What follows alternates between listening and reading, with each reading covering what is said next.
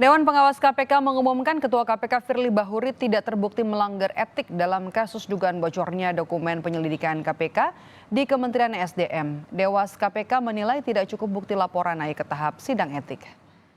Dewan Pengawas KPK mengklaim telah memeriksa 30 orang soal kasus dugaan bocornya dokumen gratifikasi di Kementerian SDM.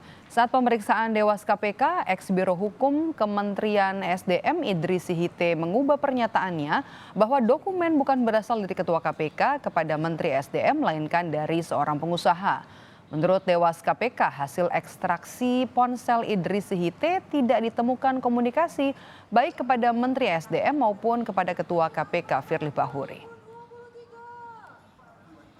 Bahwa laporan saudara Endar Priantoro dan 16 pelapor lainnya yang menyatakan saudara Firly Bahuri melakukan dugaan pelanggaran kode etik dan kode perilaku tentang membocorkan rahasia negara kepada seseorang adalah tidak terdapat cukup bukti untuk dilanjutkan ke sidang etik.